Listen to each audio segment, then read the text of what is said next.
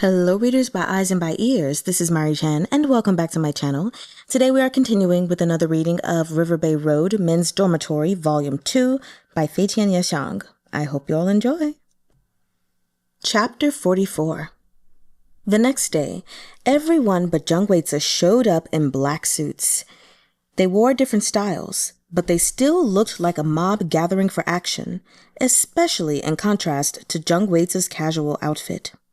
Suh-chun, Yue Wen, Chahng, Yue-wen, and Jinxing all entered the hotel lobby and sat in the coffee bar area. After a long silence, Weize finally dialed Whiskey's number. Yue Wen had insisted that this matter had to be resolved, and everyone unanimously concurred.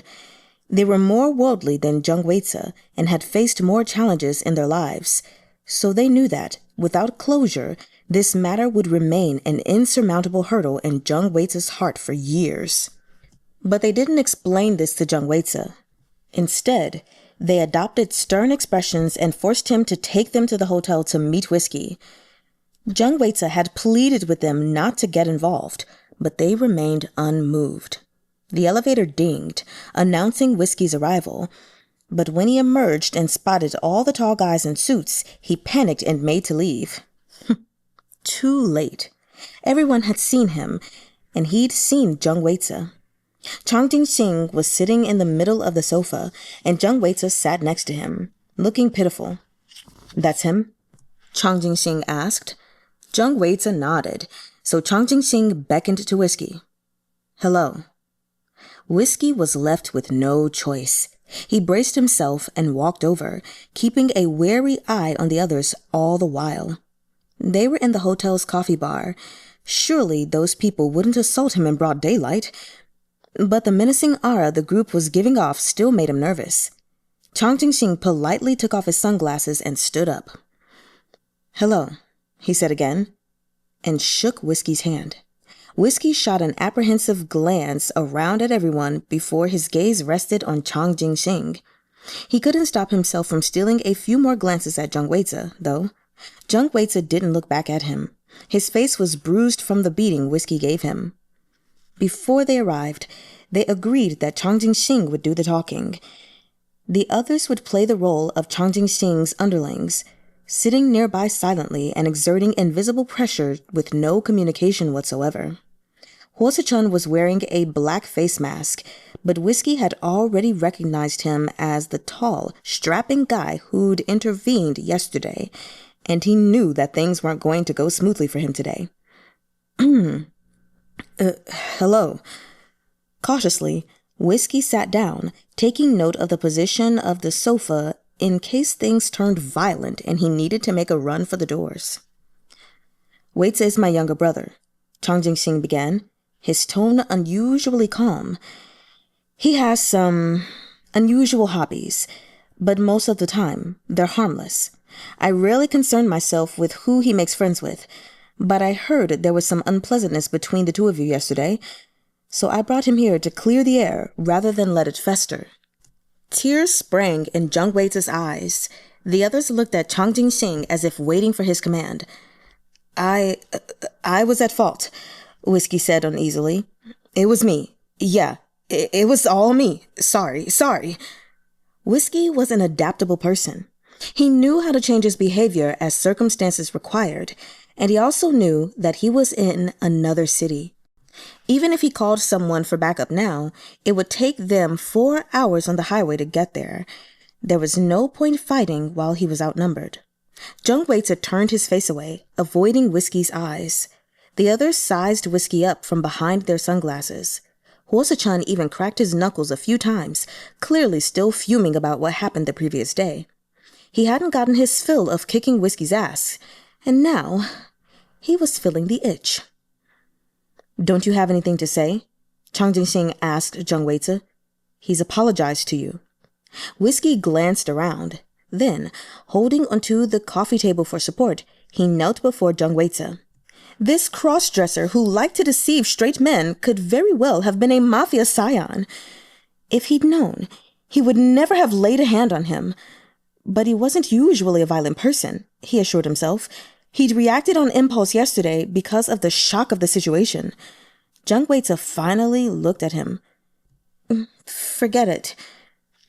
Still on his knees, Whiskey hurriedly explained. I was too impulsive last night. I shouldn't have acted like that. You can hit me back, or I can compensate you. Who wants your money? Zhang Yuwen scoffed.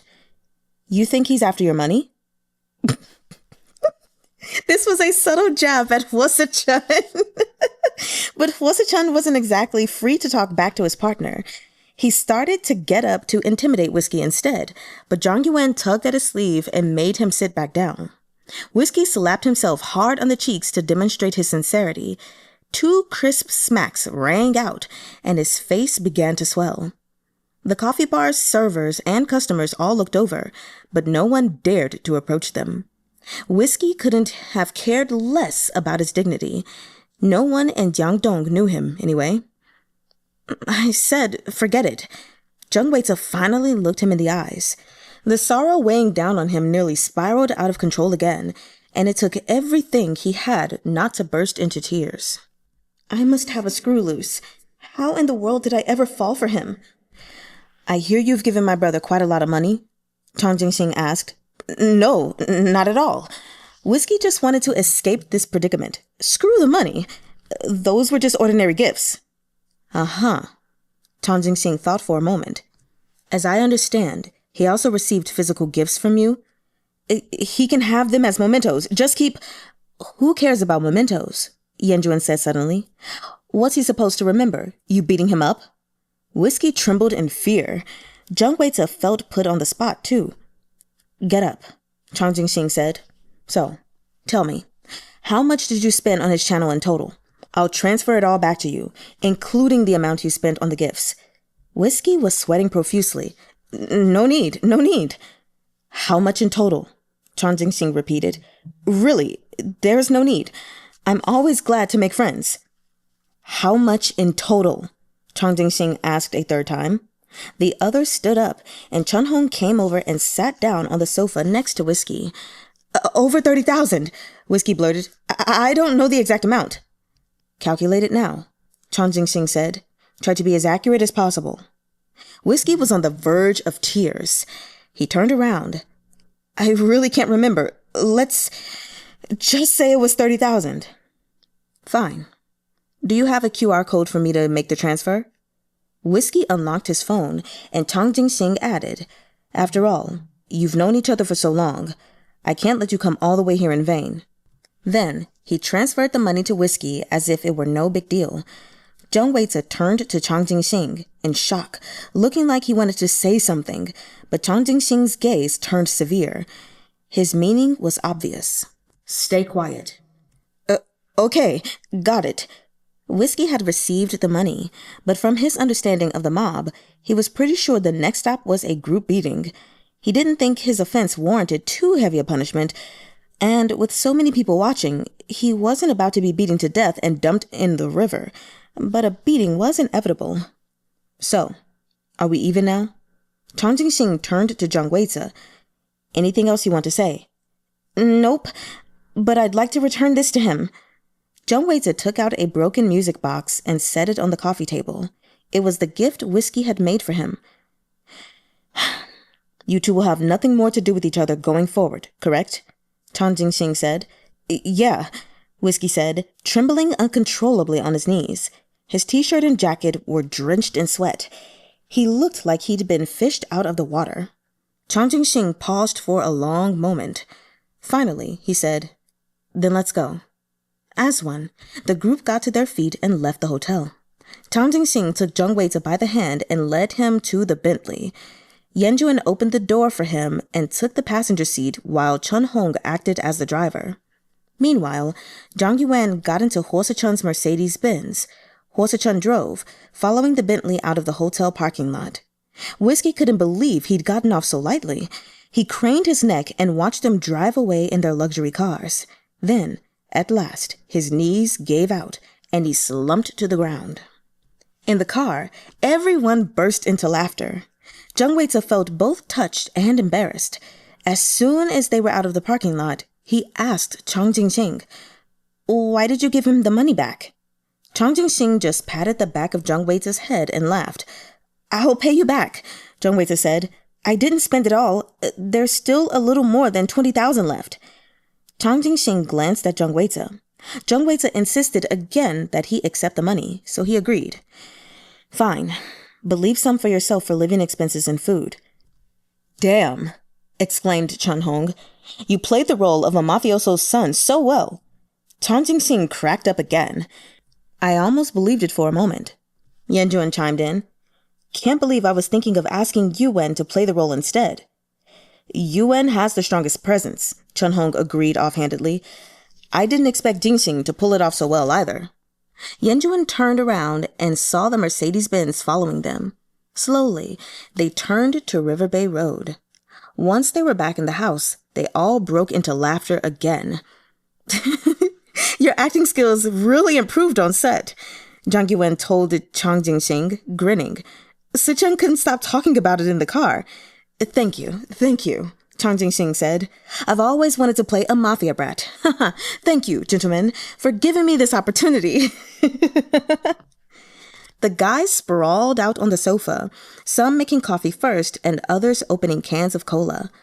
Liu Jingfang, the housekeeper, had finally returned to work that day, freeing Jinxing from his duty of cooking 3 meals daily for a huge pack of guys. "What is this?" Liu Jingfang demanded. She was startled by the prehistoric monster in the refrigerator. "That's the fish Suh-chun caught," Zhang Yuwen explained. "Can you help us prep it? Jinxing will cook it 3 ways for dinner tonight." Liu Jingfang got to work on the fish and had it cleaned in no time. It was a bright, sunny day today, so everyone brought their quilts outside to air them out under the sun. The housekeepers weren't responsible for cleaning any of the bedrooms other than Yuwen's, so without prompting, everyone began their spring cleaning. Zhang Yuwen put on some music, and the roommates went wild, jumping all over the place as they cleaned. "I'm gonna get a job," Zhang Weize told Jinxing as he tidied up his closet. "I'll pay you back the rest of the money over time." "Sure," Jinxing said with a smile. He was going around snapping photos. "No rush." Zhang Weize carefully looked through his stuff and packed up his wig, skirts, and fake boobs. "You know, you look pretty as a girl," Jinxing said. Zhang Weize gave him a sad smile, and Jinxing sat on the edge of the table. "Have you joined any groups for that kind of thing? The kind where everyone really understands each other?" "I don't actually know if I'm a crossdresser or transgender," Zhang Weize said. "Maybe I'll figure it out later." "There are a lot of guys who are into that kind of thing. Just be yourself." Zhang Weize knew that Jinxing was encouraging him. He meant that it didn't matter whether Zhang Weize was trans or a crossdresser. As long as he was serious about dating, he'd find true love.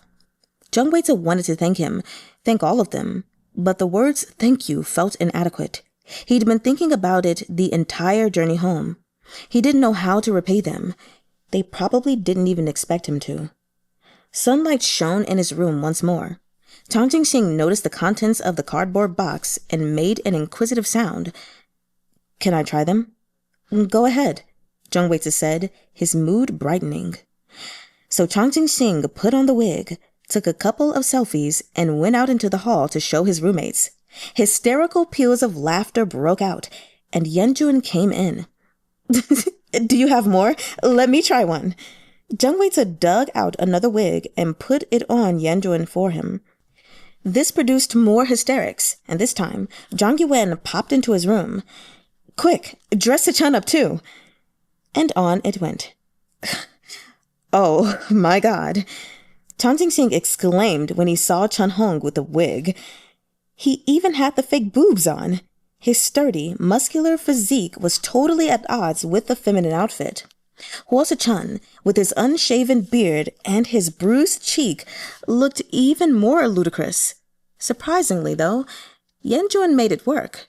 He looked like an aloof classical beauty. "Jinxing is the prettiest," Zhang Weize declared. "Yuwen's not bad either." Zhang Yuwen was discovering that a fair complexion really hid flaws. He and Jinxing were the fairest of them all, so they looked more natural dressed as girls. Height aside, Either of them could pass for a girl, more or less. Yuwen, on the other hand, had a slightly darker complexion, so he came off as more androgynous. Come on, guys, let's take a group photo, Jinxing said. Thus, all the residents of No. 7 Riverbay Road changed into women's clothing and gathered for a group shot. WAY-dzuh stood in the middle, making a peace sign. At the sound of the camera shutter, a door clicked open. With concerted effort, the roommates finally pushed open the door that had been sealed shut in WAY-dzuh's heart for a long, long time. Chapter 45. The spring festival holidays came to an end, and Yue Wen threw himself back into his manuscript. New year, new beginning, he told himself, hoping to get his manuscript approved this time. Yue Wen, having finally developed psychological trauma from being repeatedly put down by a certain deputy editor, procrastinated for the first few days after the spring festival so as to avoid dealing with that editor. A day delayed was a day survived without being humiliated. But just as an ugly bride must eventually meet her in-laws and garbage must ultimately be incinerated, he reached a point where he could no longer put it off, because it was another holiday tomorrow. During this period, Suh-chun went to his office sporting a bruised face and resigned. Though he downplayed it with a few casual remarks, Yue Wen knew that Suh-chun's business partner must have been shocked. He even finally showed some concern about Suh-chun's life.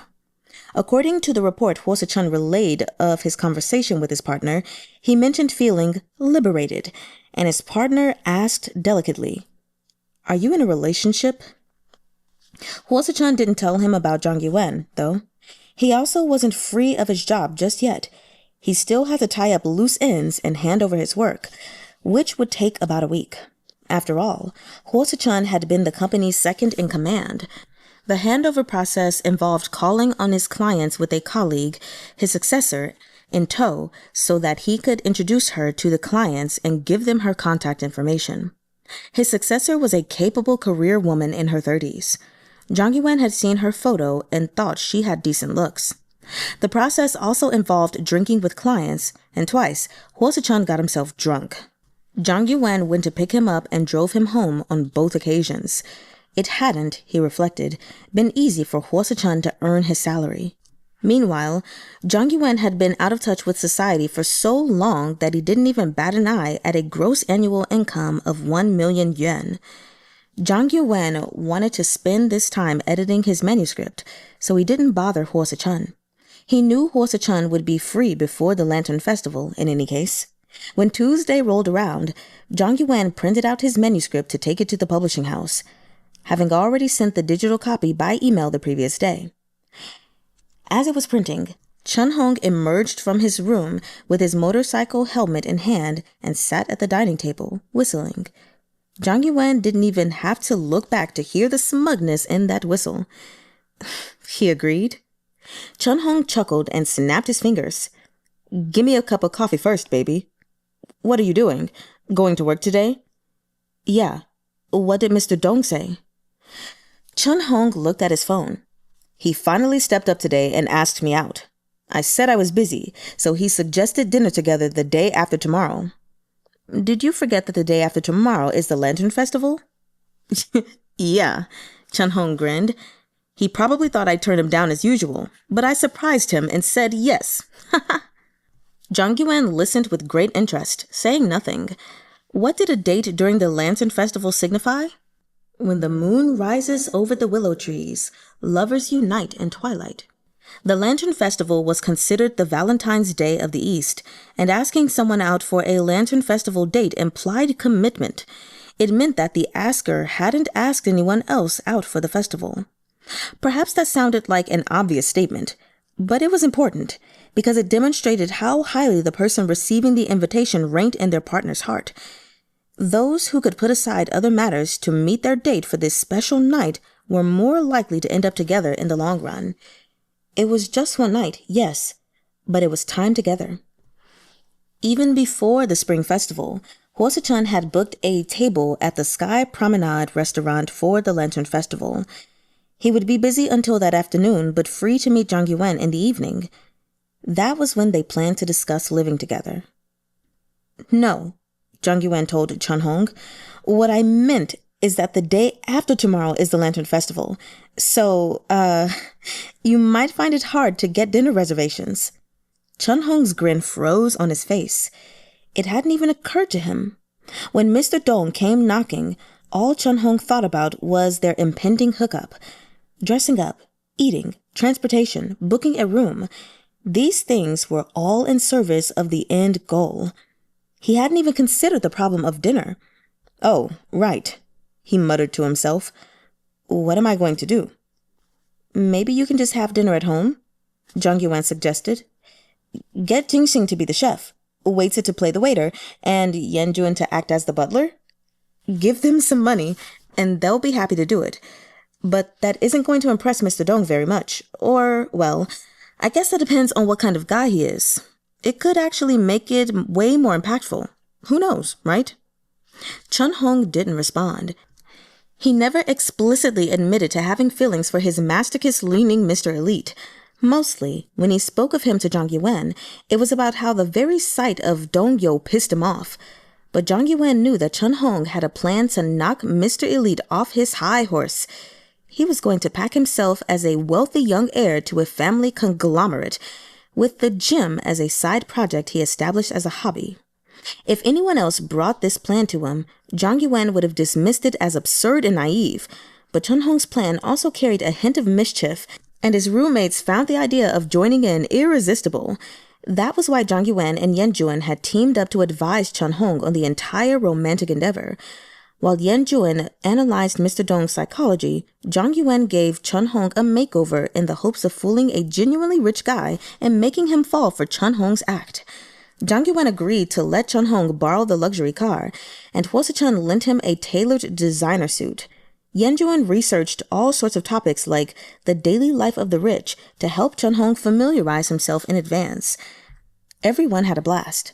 The plan involved a lot of details that even Zhang Yuwen found overblown, but that was fine.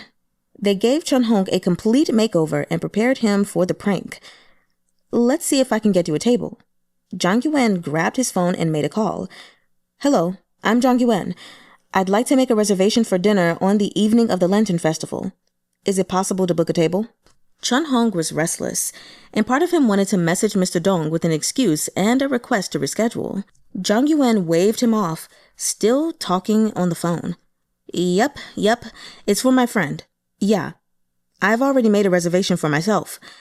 Do you have any tables left? Okay, thank you. Thank you so much. Really? Oh, that's marvelous. Yes, we'll be there on time tomorrow night. Zhang Yuwen hung up and said to Chahng, I got you a reservation. It's at a restaurant owned by an old acquaintance, Sky Promenade. Isn't that place really expensive? Chahng exclaimed. Zhang Yuwen hadn't even considered the price. It's fine, Chahng insisted quickly. Yeah, this is perfect. All right, said Zhang Yuwen. They still had a few tables, so I reserved another one for Jinxing and the others. Oh? Wear a Bluetooth earpiece and keep the call connected. Yuwen will prompt you through it. Chahng burst into laughter. Awesome. Zhang Yuwen went upstairs and returned a moment later with a watch. Here, wear this. It belonged to my grandfather. The good thing about it is that it's durable, not at all delicate, and also very understated. According to Zhang Yuwen and Yuwen's plan, on the day of the operation, Chahng would knock Mr. Dong's socks off by picking him up in the Bentley and driving him to a high-end restaurant for dinner. Their only regret was they wouldn't be there to witness it firsthand. But Mr. Dong had chosen to go on a Lantern Festival date, and Zhang Yuwen had managed to book them all a table now. Everything was perfect. They could pretend to be customers at another table and eavesdrop on Chahng's date with Mr. Dong. It would be better than watching a drama. None of them, however, had thought yet about how to wrap up Operation Tall, Handsome, and Rich. He's going to be furious, isn't he? Said Zhang Yuwen. That is, if he finds out. I'll come clean. I just want him to understand. Like, see? If I had the same status and wealth as you, you'd treat me differently. But I'm still me, And always have been. What's the difference? Yue Wen nodded. Since I know the owner of the restaurant, I can ask the head chef to come out and greet you to make it seem like you're a regular. How does that sound? No, that's too much. I won't be able to pull it off. Let's leave it at what we've already planned. I need to go now. Chahng snapped out of his fantasy, put on his helmet, and returned to the harsh reality of cleaning gym equipment. For his part, Yue Wen packed up his manuscript and headed out to the subway so that he could go to the publishing house. Changhong's plan was very amusing. Perhaps he could add it to his book. While Yue Wen was en route, Suh-chun found time in his busy schedule to message him, so Yue Wen sent him a snapshot of the subway. Suh-chun had left that morning on a business trip to another city so that he could complete the handover. He was going to return to Jiangdong the next afternoon, at which point he would finally be free. Yue Wen told him a bit about what Changhong was up to. Intrigued, Suh-chun promised to be at the Sky Promenade early the next evening to grab a seat for the show. The publishing house was half empty when Yue Wen arrived with his manuscript and walked into the deputy editor's office. "Aha, you're here," the deputy editor said. "I was wondering when you'd come. Here, have a cup of coffee."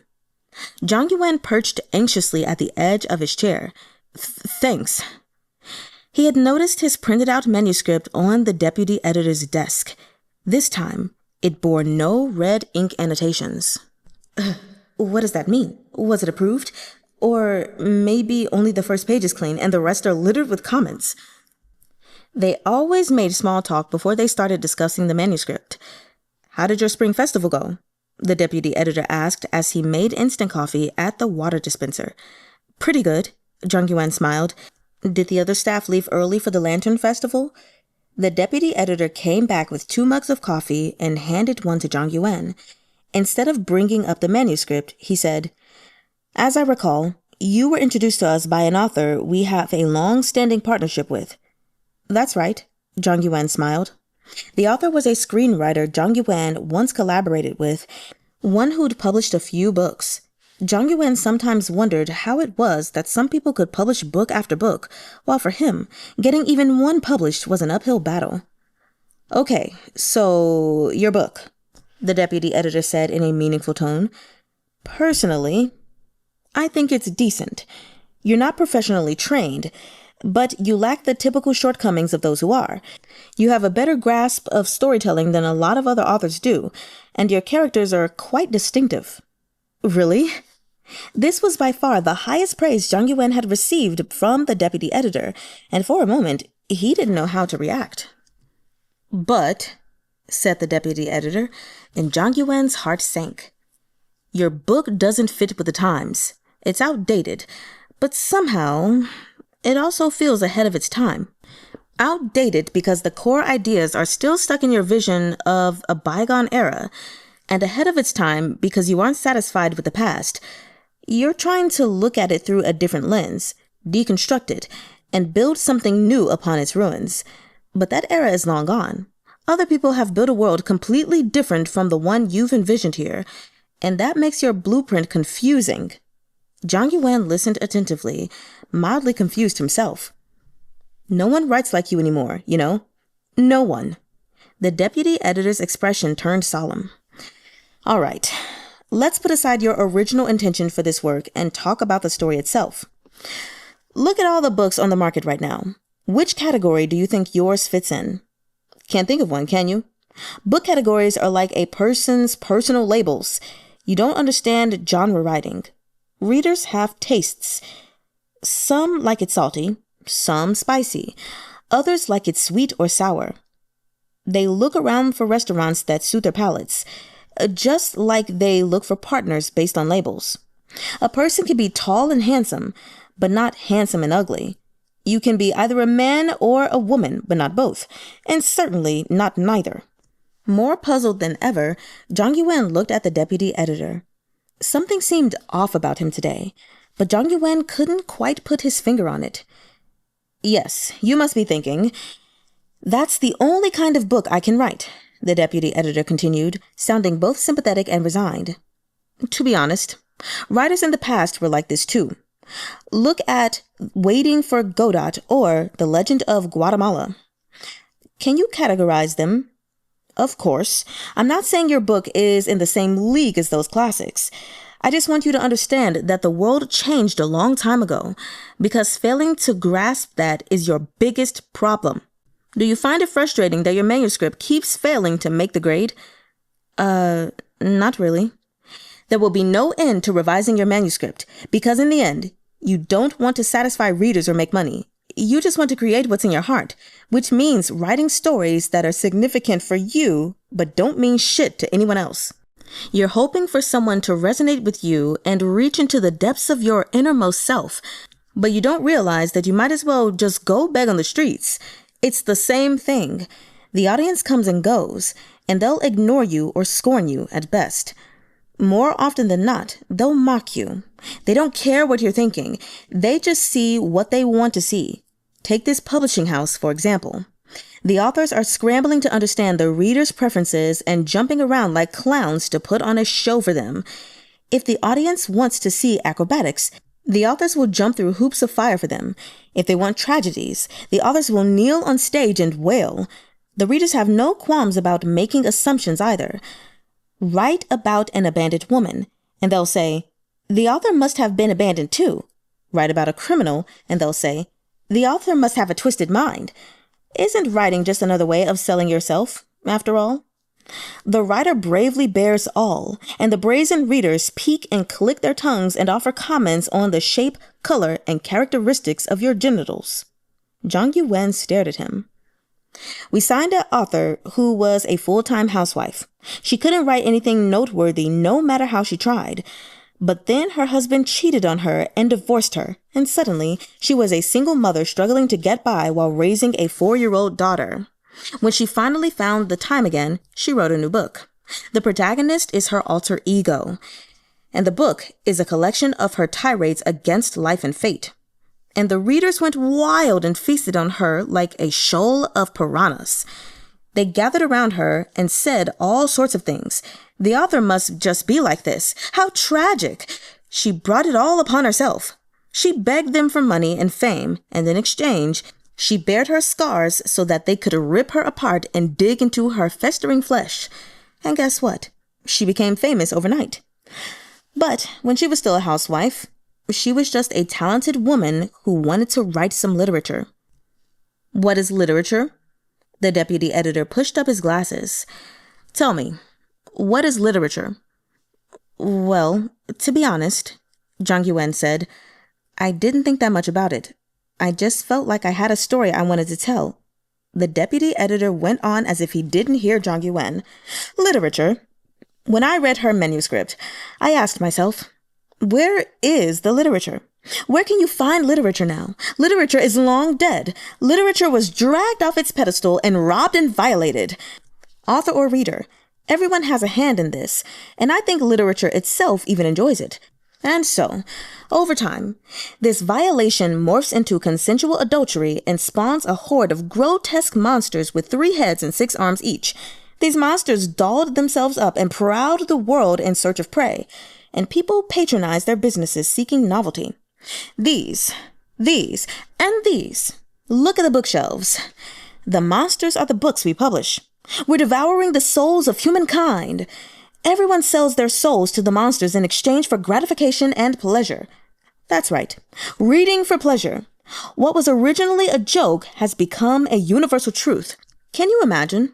Making a deal with the devil, letting them shit in your mind, all for a fleeting moment of satisfaction. And worst of all is if you actually take a liking to one of these books.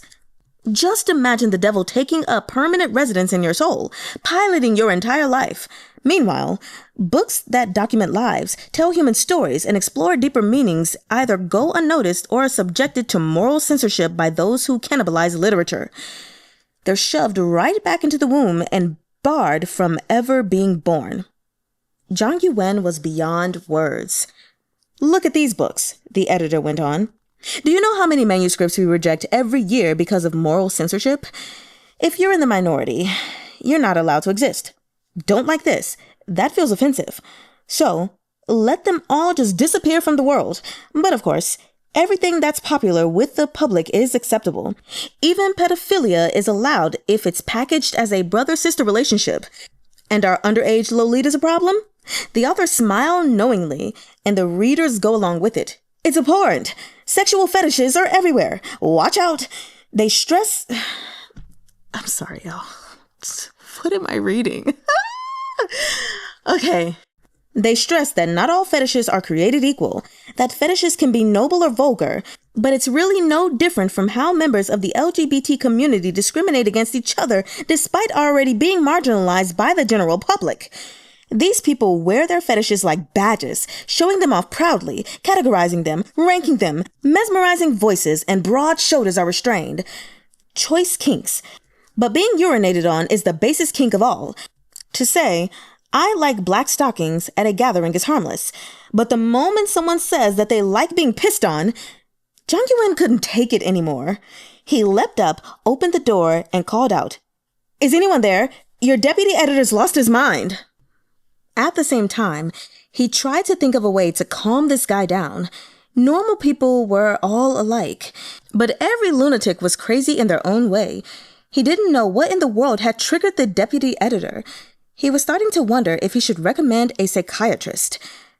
"You can stop shouting," the deputy editor said gravely. "You think I'm crazy, right? I'm telling you, Mr. Zhang, nobody out there will listen to you. Our publishing house has gone out of business. After tomorrow, we'll shut down and declare bankruptcy. Your manuscript is pretty good, and I'm willing to see it to the end. But that's only because I, personally, want to do so." Yue Wen froze, stupefied. "So that's it, I guess," the deputy editor said. "Go write some novels that can actually sell. Join the bandwagon. This is my parting wisdom for you. Stop talking to yourself. We're all talking to ourselves. You think I'm crazy, but are you any different? It's just that my madness is in the words I'm saying, while yours is in the book you're writing." Yue Wen peered out the door and saw editors and proofreaders packing up their stuff and leaving with cardboard boxes in their arms. How can that be? You're closing down, just like that?" "Yes." The deputy editor seemed to have returned to his normal self. "Poor management, a broken capital chain, and outstanding accounts receivables. No one's investing in us anymore. What's more natural than a publisher going under?" "But you've been in operation for 40 years. My grandfather used to take me to your bookstore when I was a child." "That bookstore closed a long time ago. How many people read novels these days? 40 years? So what? Dynasties have lasted hundreds of years, but they still died when their time was up. And why would you, a storyteller, care about such trivial matters?" "Right. So you see, that's why your work didn't make the cut." Yue Wen had been knocked completely off balance. After a while, he asked, "Is the final situation really that bad? The company owes a whopping 12 million yuan. With this meager salary of mine, it'd take me 83 years without eating or drinking to pay it off. This has dragged on long enough. From 2 years ago to last year, and finally this year. We can't go on anymore. Our staff haven't been paid in 3 months. Didn't you notice that there were fewer employees every time you came? You should go now, Mr. Jung. It's been nice knowing you. Here's your manuscript. You must have spent a lot on the paper and ink. Take it back and give it to your kids so that they can make paper airplanes." Yue Wen left the publishing house, still shaken, with his manuscript in hand. That evening, he sat by the riverbank and watched some kids playing in the park after school hours. He was overwhelmed by complex emotions, and he didn't call his friend to ask for recommendations for a new publishing house. What he needed was to calm down and reflect on his life, just as Suh-chun did before he decided to resign. Maybe he really wasn't cut out for writing. The deputy editor's feverish raving had shocked him more than anything. He knew that a lot of people in the world, maybe as many as 10%, had a few screws loose. Far more than most people thought, though certainly fewer than other lunatics imagined. The other thing that separated the madman who walked among ordinary folks from those in institutions was an ability to hide in plain sight. The ones who had that skill seemed no different from other people until they either lost it in real life or went cray-cray online. Interestingly, these two kinds of madmen tended to operate in different circles, and Zhang Yuwen had just had the fortune of catching one in action. The really frightening part, however, was that his words actually made sense to Zhang Yuwen. Maybe it meant he was a lunatic too. Not wanting to dwell on that thought, he removed a sheet from his manuscript, folded it into a paper plane, and tossed it at the kids. They giggled and came over to ask for paper. Zhang Yuwen took his manuscript apart and folded a ton of paper planes for them. They threw the planes, and he watched them soar through the sky. In the end, the park attendant spotted him and barked, "Hey, no littering at the park." Sorry. Zhang Yuwen jumped up to gather the pieces of his masterpiece. He spent a full 20 minutes collecting them and then finally shoved it all into a bin and left the park. Chapter 46. "You okay there?" Chahng asked. He'd noticed that Zhang Yuwen seemed a bit restless over the past couple of days. Huh? Zhang Yuwen snapped back to his senses. Since he'd returned from the publishing house, he seemed to have lost his drive. He'd been reflecting on his life and his goals. What exactly was he seeking? To be successful and famous and leave his mark on history? Or to breeze through a smooth, uneventful life? Was there even a meaningful difference between those things? It's nothing. Come on, get changed. It was the day of the Lantern Festival, and Chahng was buzzing with anticipation. He was getting ready to meet Mr. Dong, his regular hookup, in order to vent his spleen and get his revenge for all the times Mr. Dong had humiliated him.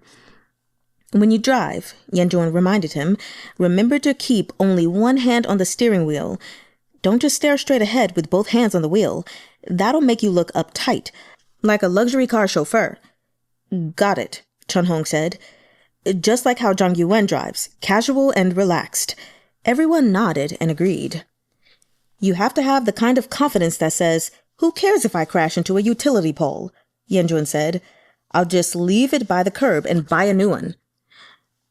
Not like you need to worry anyway," Zhang Yuwen chimed in. "The car owner has great insurance." "Oh yeah, that's it. Perfect."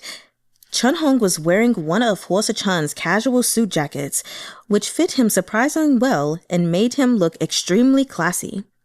He paired the jacket with a better-fitting pair of pants from Zhang Yuwen's closet. Who could have predicted that the love between Zhang Yuwen and Suh-chun would manifest itself into a fitness trainer?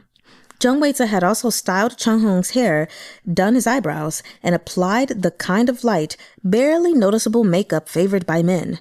With that, Changhong transformed from a beefy gym bro into a polite, handsome, wealthy young man. "So handsome," Weize gushed, hamming it up. Everyone else echoed, "So handsome." "People with broad shoulders always look good in anything," said Zhang Yuwen. "Go on. Mr. Dong is going to fall head over heels in love with you." Chahng chuckled, grabbed the car keys, and glanced down at his phone as he made for the door.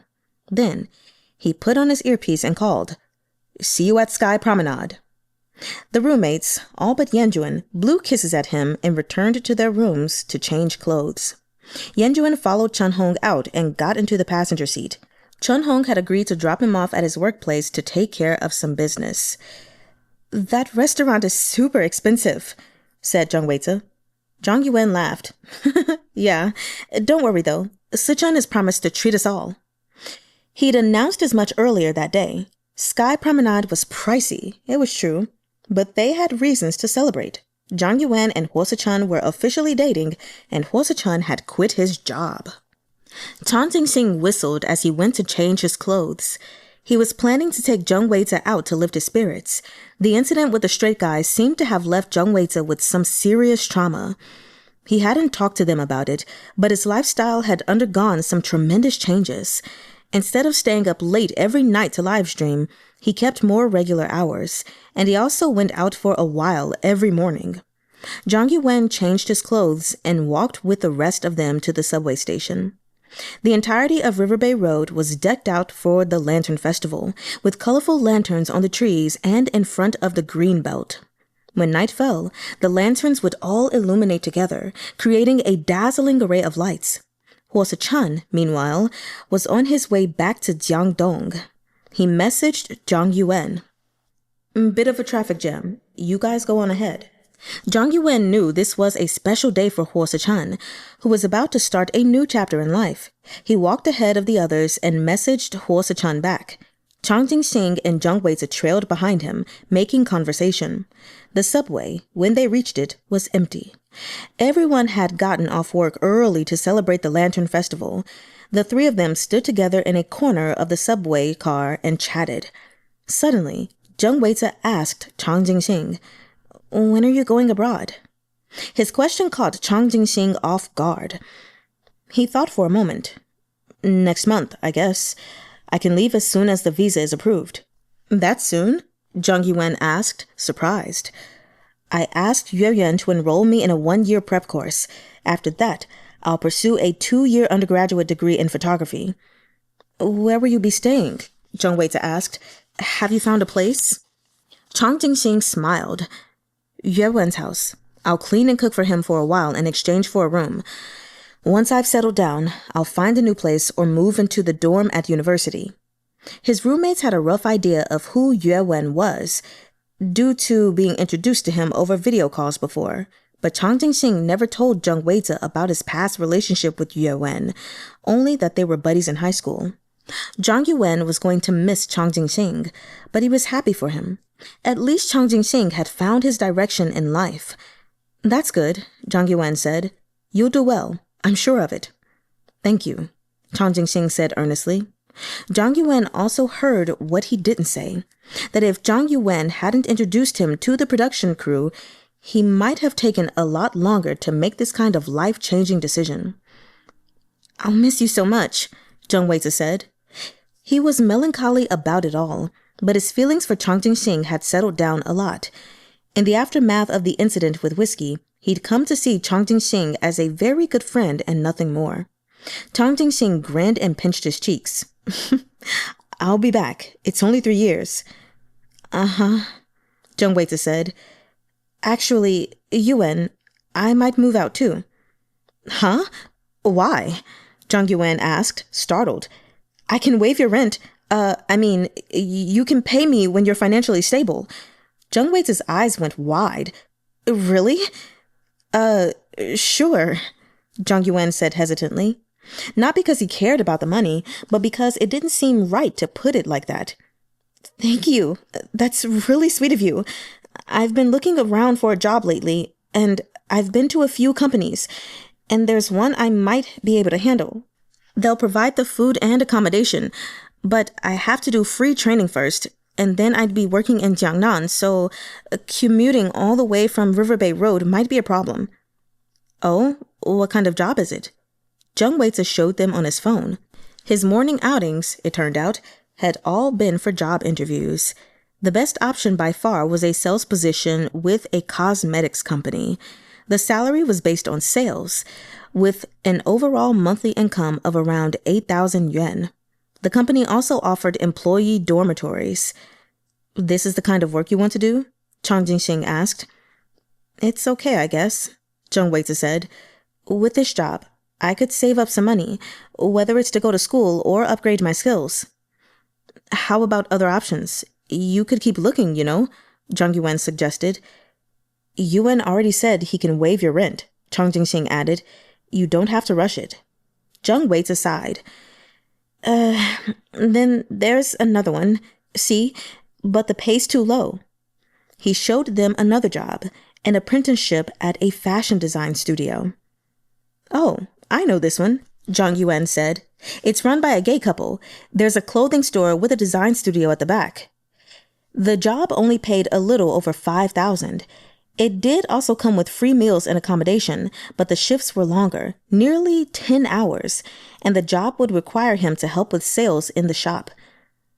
"Honestly, I'd rather go to the fashion design studio," Weize said. "I've liked design since I was a child, but the salary is too low." Zhang Yuwen and Chang Jinxing didn't respond, instead just looking at the pictures on Zhang Weize's phone. I'll think about it some more. Take as much time as you need, Zhang Yuwen told him. Ah, we're here. The whole of Jiangdong was adorned with lantern festival decorations. The city was ready to offer all the romantic ambiance it could muster for its residents who were in love and to slap all its singles in the face. As for Sky Promenade, it was packed, with every table booked up for the evening. Suh-chun, who was waiting for them outside the shop, took Zhang Yuan's hand. Chunhong isn't here yet, he said. That's fine. Zhang Yuwen smiled, and they walked into the restaurant hand in hand. They were seated at the same table for two as last time, situated right by the floor-to-ceiling window. Chang Jinxing and Weize sat at a small table for four and saved a spot for Yuwen, who would arrive later. Zhang Yuwen grinned. Many thanks to Mr. Huo for the treat. You're welcome, said Suh-chun, ever the gentleman. But my goal here is to thank the matchmaker. You're just my +1. It's the matchmaker who deserves my gratitude. Chunhong might have left number 7 Riverbay Road brimming with confidence, but he started trembling as soon as they were on the road. Yuwen's encouragement did help him regain some confidence, but the moment Yuwen got out of the car, his nerves surged back. Just a tiny scratch on this car, and the repair bill would cost as much as 2 of Chunhong's gym. He couldn't fend thoughts like that off entirely, but as he drove to pick Dong-yo up, he found that driving the Bentley wasn't all that bad. All the other cars on the road kept their distance from him, and no one tried to cut him off. Chunhong reminded himself of Yuwen's advice. Don't just stare straight ahead. He drove the car to the designated spot and sent Dong-yo a message. I'm here. 5 minutes, Dong-yo replied. Wait for me downstairs. Did you drive here? This meeting will be over soon. Chunhong didn't reply. He parked the Bentley by the curb, and a security guard from the office building came over. Sir, you can park inside, the guard said respectfully. Then he removed the barrier in front of the building and guided Chunhong to a reserved parking spot. In that moment, Chunhong felt the difference between his life and the lives of the elite. If he arrived at a place like this on his e-scooter like normal, the security guards would have told him to get lost and get out of the rich people's way. He sighed, adjusted the watch on his wrist, and put his phone in the designer bag on the passenger seat. Another loaner from Zhang Yuwen. It wasn't long before Dong-yo emerged. He was chatting with his colleagues, and once they left, Dong-yo slung his bag over his shoulder and turned toward the parking lot. Chunhong honked the Bentley's horn, startling him, and a complicated expression came over Dong-yo's face. Here we go. It was the moment Chunhong had been waiting for. Click! He took a snapshot, his phone at the ready. Then he rolled down the window and said to Dong-yo, Who are you looking for? Dong-yo was speechless. It was the first time Chunhong had seen him lose his composure. The disbelief on Dong-yo's face gave way to a chuckle. He looked at Chunhong as if seeing him for the first time, then strolled over and peered curiously at the passenger seat, confirming that no one else was there. And Chunhong really was there to pick him up. What are you looking at? Get in, Chunhong said impatiently. He was acting the same as he always did, but deep down he was delighted. Maintaining his silence, Dong-yo opened the door to the passenger seat and got in. Chunhong steered the car one-handed out of the parking lot and merged onto the traffic in the street. Dong-yo, who still hadn't fully recovered from his surprise, kept glancing at Chunhong. Having fun? He asked. What? Said Chunhong, confused. Having fun with what? Are you messing with me? Messing with you? Why would I? Chunhong asked. Inwardly, though, he was howling with laughter. It took all his willpower to keep his face straight, and his lips betrayed him by turning up slightly at the corners. What does your family do? Dong-yo asked. Gems. You've seen mine, haven't you? Chunhong was gratified to see Dong-yo a little flustered. For the first time since they met, Mr. Elite's arrogance was nowhere to be found. Right. The gym is just something you do for fun, Dong-yo filled in. I told you that, didn't I? Chunhong gloated. I told you right from the start it was just for fun. So where do you live? You can tell me now, right? Why? You gonna visit my parents? Dong-yo didn't answer. What Chun-hong failed to realize was that by presenting himself in this way, he was sending Dong-yo unintentional hints about his expectations for their relationship. To Dong-yo, Chun-hong revealing his true identity as a scion of a wealthy family perhaps suggested that Chun-hong intended to pursue him. To Chun-hong, however, it was just a prank. I live on Riverbay Road, Chun-hong said finally. Oh, said Dong-yo. Then a moment later, I see. They were waiting at a red light, and Chun-hong glanced at Dong-yo, wondering if he was prepared to go to a hotel with him after dinner. He also wondered what Dong-yo was wearing under that suit. Dong-yo met his eyes. So you've been lying to me all this time? Chun-hong chuckled. What did I lie about? He hadn't really lied about anything, but he'd been going around in circles with Dong-yo. He knew what these trust fund babies were like. With Chun-hong calling the shots like this, Dong-yo had no way to make his move. Dong-yo chuckled again, accepting this response. He even seemed to find it amusing. He reached out and caressed Chun-hong's thigh. Let me feel it. How many days has it been? About a week, I suppose. Nearly a week without sex. The moment Dong-yo touched him, Chun-hong got hard. Hey, don't. There's a traffic jam. You'll ruin my pants if you make me come, Chun-hong said impatiently. Dong-yo unzipped Chun-hong's pants and leaned in, but Chun-hong grabbed him by the wrist, stepped on the gas, and continued driving. I'll let you have your fill tonight. Now, how about calling me daddy? Dong-yo said nothing. He only called Chun-hong daddy when they were having sex. Once sated, he reverted to his usual aloof self. Chun-hong wanted to see if he could get Dong-yo to say it when they weren't mid-coitus.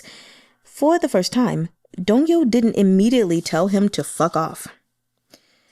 While they were waiting at the next red light, Chun-hong reached over and pinched Dong-yo's nipple through his thin white shirt. Dong-yo snatched his hand away. Let's not do this now, Daddy. Chun-hong was on cloud 9. He really had to thank Yue Wen for letting him experience a day in the life of the rich. What are we eating tonight? Dong-yo asked. Oh, some restaurant I picked randomly. I made my reservation too late, and all the other restaurants were full. Chun-hong had rehearsed this line. So far, it seemed, Dong-yo didn't suspect a thing. He'd bought right into Chun-hong's persona as a rich kid being trained for entrepreneurship. Does this car belong to you or your dad? Dong-yo asked. This question wasn't in his script, but Chun-hong knew how to answer it. A friend gave it to me as collateral for a loan. I hardly ever drive it. Oh, why? Makes me look like a chauffeur, don't you think? Chun-hong said. Dong-yo laughed knowingly. That Porsche of yours is gorgeous, though. That's my brother-in-law's. Chun-hong said nothing. He knew that he had Dong-yo at his mercy now, because Dong-yo's usual air of superiority came only from thinking that he was richer than Chun-hong. Chun-hong already had the authority of a top, so without his disadvantages, Dong-yo was powerless against him. How's business at the gym? Dong-yo asked. Chatty today, aren't you? Chun-hong thought. You rarely ask about stuff like this. Aloud, he replied coolly. Fine, I guess. Usually, he put on a disaffected air because he didn't want to be dominated. Now, he needed it to maintain his persona. He drove the car into Sky Promenade's underground parking lot, and the moment he cut the engine, Dong-yo embraced him with both arms. Chun-hong kissed him, and before long, they were making out in their seats. Chun-hong caressed every inch of him, not holding back. Let's go to the back seats, Dong-yo gasped. You want to see what I'm wearing today? Chun-hong snapped back to his senses. Given his close relationship with Yue Wen, he could probably get away with it, but it wasn't really the best idea to have sex in a friend's car. Let's eat first. I didn't have lunch, and I'm starving now. Dong-yo nodded obediently and followed Chun-hong out of the car. Chun-hong couldn't believe it. He's so docile today. Normally, Dong-yo would have said, so what, I'm starving too, and whipped off his pants without regard for what Chun-hong wanted. Hong led the way, and Dong-yo followed him across the parking lot. They searched around for the elevator, but only managed to find the emergency exit. Forget it, Hong said. Let's take the stairs and switch to an elevator when we find one.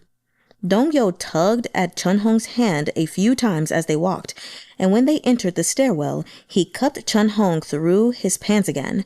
Unable to resist any longer, Hong turned around, pushed him up against a wall, and kissed him. Dong-yo was clearly pleased. This was exactly what he'd wanted. For his part, Hong said nothing more about being hungry. Dong-yo unzipped Hong's pants and sucked him off right there in the stairwell. Hong pulled him up a few minutes later, yanked Dong-yo's pants down far enough to expose his ass, took out his lube, and fucked him. The thong Dong-yo was wearing was incredibly sexy, and his shirt partially covered him as he rested one foot on the stairs, giving Hong easy access in and out. The stairwell echoed with Dong-yo's suppressed moans and Hong's heavy breathing.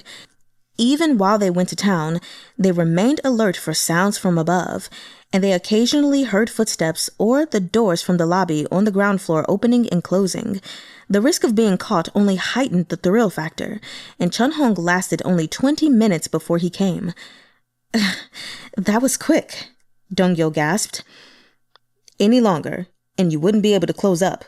Hong took the opportunity to cop a feel. Will there be more later? Of course. Hong continued with his groping. We'll circle back once you're ready for me again. This was just the appetizer, but it was enough for them to savor for a while. They straightened their clothes. Dong-yo even buttoned Hong's shirt for him before giving him a long, lingering kiss. They made their way up to the ground floor and entered the elevator. Hong pressed the button for the top floor. Sky Promenade? Yeah, why? At Dong-yo's surprised look, Hong added, We can go somewhere else if you don't like it. It's fine. Let's just stick with this. Every restaurant is the same. Given Dong-yo's usual style, Hong guessed his objection wasn't to the price. You only have an appetite for huge cocks, Hong mocked him mercilessly. Dong-yo had no comeback for that. When someone else joined them on the elevator, though, he asked Hong, What did you say? With a mischievous grin, Hong slung an arm around Dong-yo's shoulder, leaned in, and whispered in his ear, You just want to eat your daddy's huge cock. Dong-yo managed to keep a straight face, and they arrived at the restaurant. Hong led him in, and they took their seats. Behind them, not far away, sat Zhang Yuwen and Suh-chun. Seated at another table off to the side were Jinxing and Weize. When they saw Hong arrive, the roommates all took a sip of water to covertly glance at Dong-yo. Let me see what's on the menu today, Zhang Yuwen said, grinning. Mr. Huo's gonna get quite a bill.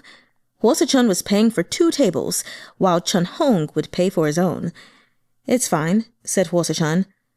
I'm going to have to depend on you after today anyway. A waiter approached. Sirs, we're offering a set menu today. Zhang Yuwen didn't know whether to laugh or cry. It turned out the restaurant had made the decision for them. At 888 yuan per person. How did it go with your manuscript? Suh-chun hadn't heard any complaints from Zhang Yuwen about his visit to the publishing house, so he assumed the manuscript was approved. The deputy editor's gone crazy. Huh? Yeah, the publishing house went bankrupt.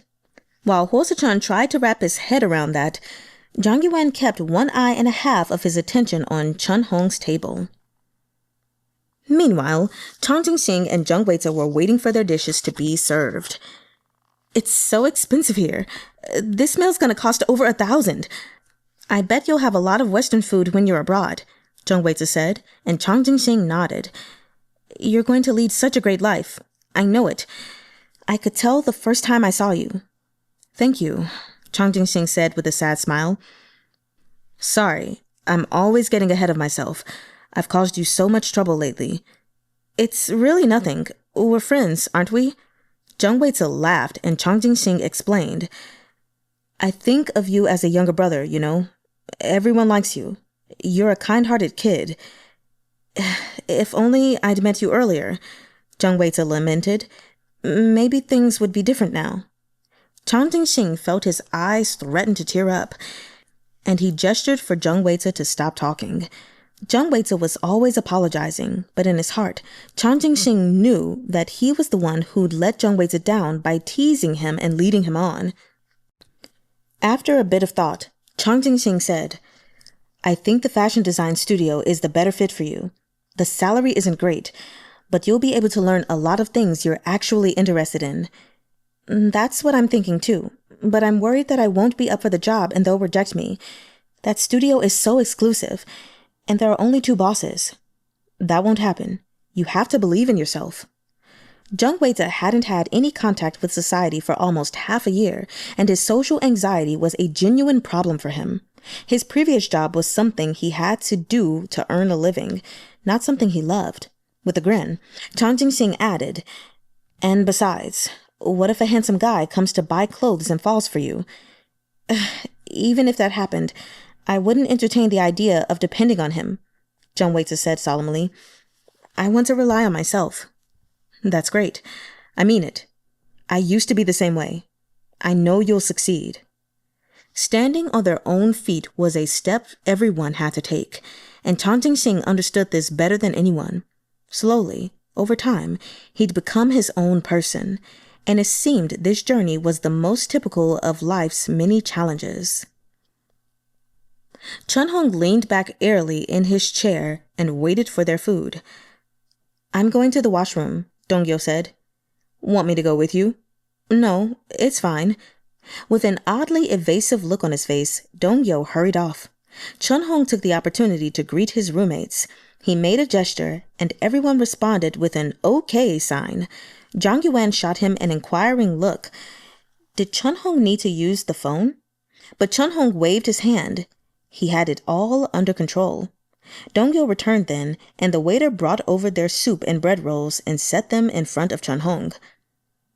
"Only my portion?" Chahng asked. "Aren't you starving?" Dongyo asked. "You can dig in first." He'd transformed into a considerate gentleman, completely upending Chahng's perception of him. "What kind of work do you do?" Chahng asked offhandedly. Despite his tone, he was really curious. "I'm helping out with my family business. It's in the entertainment industry. My sister and brother-in-law are the ones who call the shots in the company." Chahng nodded. "Oh, I see. How about you?" "Jim." Dongyo smiled at him. "Can't you be a little more honest?" Chahng snorted. "Honest? You're asking me to be honest?" "This is the first time we've had a conversation like this, right?" he asked, restraining himself from saying a conversation on equal footing. "I've always wanted to get to know you," Dongyo said, "but you wouldn't give me a chance. You're always running off the second you get your pants back on." Was Dongyo really interested in him? Impossible. Chahng doubted they'd even be talking about this if he weren't putting on this act. "I really do run a gym," he said. "I borrowed the car and watch from my friend just to have a meal with you and make you happy." Dongyo laughed again. He'd laughed more times today than in their entire acquaintanceship up to this point. "Are you an only child?" "I've a younger sister. She lives with our parents." Dongyo nodded and sighed, and Chahng asked, "Are your parents pressuring you to get married?" "No," Dongyo said, snapping back to his senses. "They hardly pay me any attention at all. It's mostly my sister who looks out for me." Thinking about it, Chahng thought he could guess why Dongyo had sighed. It must be tiring working for a family business. "It is, but you get used to it." "You haven't come for a training session at my gym yet." Dongyo grinned cheekily. "I haven't bought my gym clothes yet. I don't know what to wear." "Whatever you want. You can choose not to wear anything at all if you like." "What will you be wearing then?" "I can buy you a set of workout clothes," Chahng said with a raise of his eyebrow. It only took one look at Dongyo's expression to know what he was thinking. Dongyo had lowered his voice, so Yue Wen and Suh-chun couldn't hear what they were saying. But they could tell from the atmosphere that Chahng and Dongyo were probably flirting. "Chahng's in love, too," Suh-chun observed. "Is that so surprising?" asked Yue Wen. "Everyone has the right to love and be loved." Suh-chun chuckled. "I'm just worried they, won't last." Zhang Yuwen had actually had the same thought. Chahng was unique. His relationship had started with sex, but was sex enough to overcome all the inevitable conflicts of everyday life? Then again, other people might see us that way too. Suh-chun said matter-of-factly, "Are you coming over to stay the night?" Zhang Yuwen thought about it. "Sure." "I really, really, really miss you. I nearly couldn't control myself this morning and almost got myself off thinking of you. But since I knew I might get to spend the night with you, it was my duty to endure that trial." Zhang Yuwen couldn't stop laughing. Suh-chun was always saying outrageous things in a serious tone to amuse him, and his words were always so vivid and evocative. "We can go and look at some houses tomorrow," Zhang Yuwen said. "So, we're really going to rent a place?" asked Suh-chun. "You've made up your mind?" "Yeah." Zhang Yuwen wanted to try moving out of number 7 Riverbay Road. "There are a few places I really like." In fact, it wasn't so much that he liked the places as that he wanted to relive memories from his childhood, those little moments of life with his grandparents and Jahng. Just then, a long-haired woman in a black dress and high heels materialized from nowhere and approached their table, interrupting their conversation. "Suh-chun?" Zhang Yuwen glanced at her, then at Suh-chun, whose expression had transformed in an instant. "What are you doing here?" Suh-chun asked. "I should be asking you that, Suh-chun. You have the money to eat at a fancy restaurant, but not to pay your debts? Don't create a scene here, you. Get out." Suh-chun shot to his feet. Zhang Yuwen's mind went momentarily blank at what he was hearing. "Suh-chun, when are you going to pay alimony? I've been waiting for almost 2 months, and you're worried about me causing a scene? You're crazy. Get out now." Suh-chun reached for her, but she shook him off. She clearly knew he couldn't use force here at the restaurant. "Are you scared of people hearing, you scumbag? If you have the guts to do it, why are you afraid that people will find out? Instead of paying your debt, you come here and splurge? If you had just answered the phone once when I called, calm down." She was extremely agitated. Zhang Yuwen, by contrast, was stunned silent. It was a scene straight out of a melodramatic soap opera where someone caught their cheating spouse. He never imagined it would happen to him. Yu's shrill voice drew the attention of everyone else in the restaurant. All around them, heads turned to her in astonishment. Suh-chun was in a serious predicament.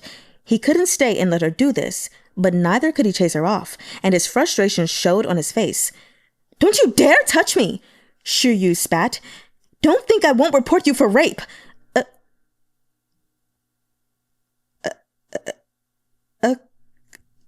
What?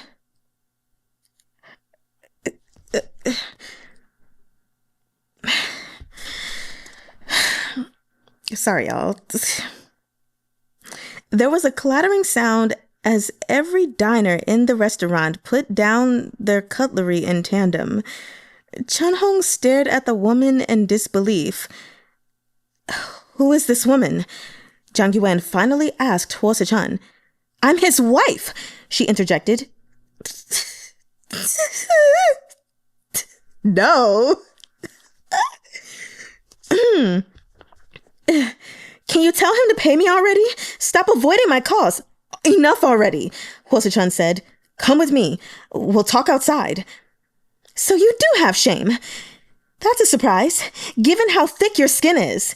She turned to Zhang Yuwen. "Did you know that he's a homosexual who tricked me into marrying him? You'd better stay away from him in case he infects you with AIDS. He cheated me out of my dowry, too. He's a complete fraud, rotten to the core, really." Suh-chun took a deep breath and grabbed her by the wrist.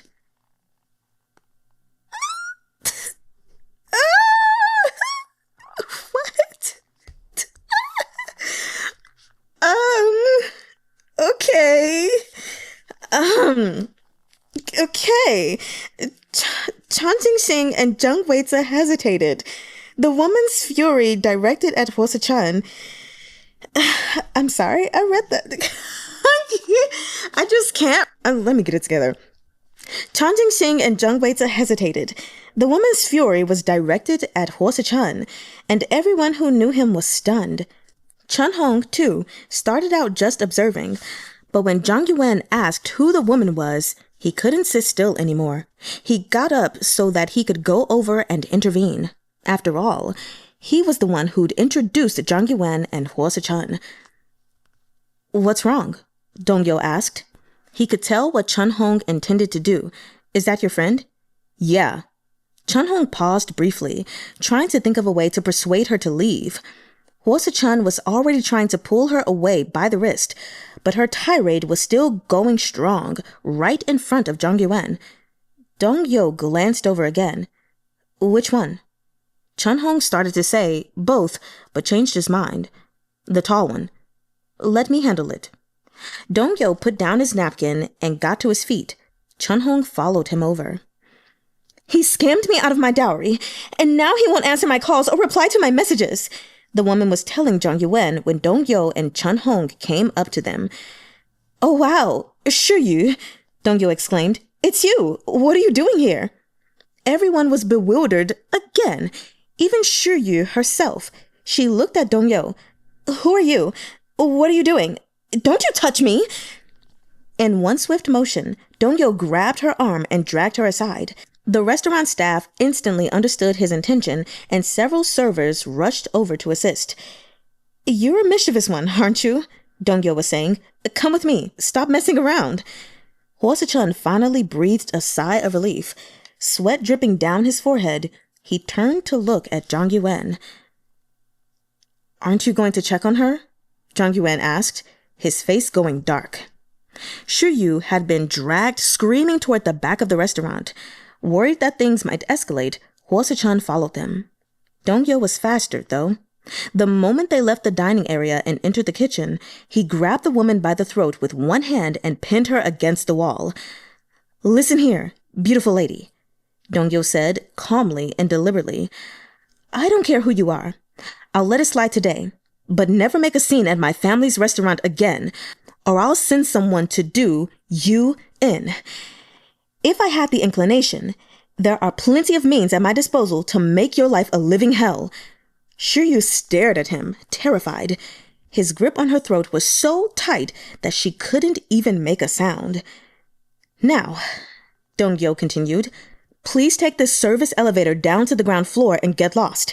If I ever see you here again, I'll slice off that pretty face of yours with a knife. I mean what I say. If you don't believe me, you can go and ask people who I am." All the staff stood in an orderly semicircle behind Dong-yo with their hands by their sides. The moment Dong-yo released Suh-ohuh, she fell to her knees on the ground, coughing violently and looking at him in fear. The service elevator dinged, announcing its arrival, so Dong-yo hauled her up again and shoved her in. A restaurant security guard took his cue and followed her. Suh-chun caught up just in time to see her being taken into the service elevator at the staff exit. Dong-yo gestured at him to go back, and Suh-chun looked back at the dining area and thanked him. Dong-yo nodded. Chahng traded a glance with Suh-chun, his meaning clear. Now, Suh-chun had to explain things to Zhang Yuwen. "So sorry, everyone," Dong-yo said to the diners as he returned to the dining area. "She's a friend of mine, and she hasn't been herself lately. She misses her ex-husband terribly and often shows up here to choose some lucky guys to create a scene. We're sorry all of you had to see that. To make up for it, dessert is on the house. Sorry again." The diners no longer looked curious. By this point, the scene was just a minor interlude in their diner. Other people's joys and sorrows were personal matters and not always worth paying attention to. At worst, outbursts like Suh-ohuh's were annoying. But what about Suh-chun?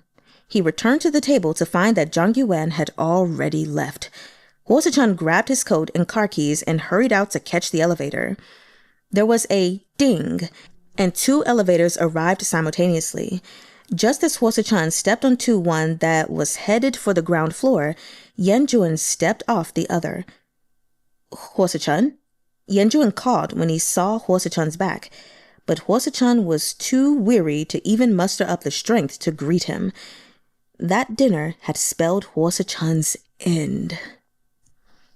Well, I was going to keep reading, But I feel like that's a good stopping point because I have some things to say. And I was going to go in order of my notes, but we are going to start right here. I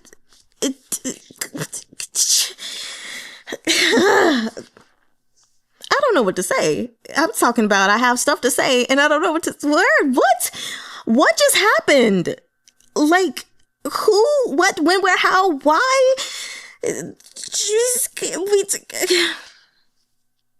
Let me get it together because I'm not providing y'all with anything meaningful right now. What the hell? Suh-chun, Suh-chun lady, Dong-yo, what is all of this mess? It's too much.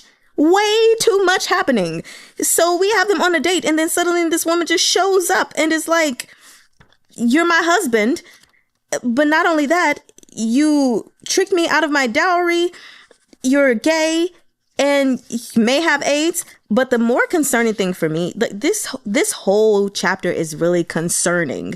And I know we're not going to get more until we read the next chapter. And well, it needs to be resolved. I need to know in the next chapter.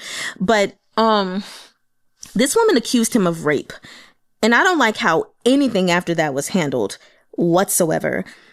I'm extremely confused. I'm not happy about how Dong-yo handled the situation. In fact, I don't think I'm even happy about knowing that Dong-yo's family owns this freaking Sky Promenade restaurant. And the way that he took her into, the kitchen and grabbed her by the neck. I get that she was causing a scene, but physically putting your hands on her like that was totally unnecessary. And I'm not trying to be funny. I'm not a person that believes anytime a woman cries rape, we should automatically believe them. But for her to be saying the things that she said, you could have handled that situation better. Even if the goal was to still get her out of the restaurant to calm things down because you got a whole bunch of diners. This is your family's place. Yeah, I get it, whatever. But the way that was handled, I absolutely hated it. Absolutely hated that. Completely hated that. I don't know what's going on. I don't know where Yue Wen has went. I mean, I imagine maybe he's going back home, but it just, whew. Oh my God, what happened? I said that, like the last chapters, I was really excited because things were finally happening. But when I said I liked angst and when I like action, this is not what I meant. And by this is not what I meant, I mean, I feel like this was thrown in there. We are on the home stretch, and I don't know. I'm a little bit flustered right now. I don't feel like this was the time and place for all of that to happen. Okay. So I just need us to go back to I'm so lost for words. How am I supposed to give proper notes? I just, you know what? Screw the rest of the notes that I had for the other chapters. I cannot. Y'all, peace. I mean, what do I say? Wo Goodbye. Yes.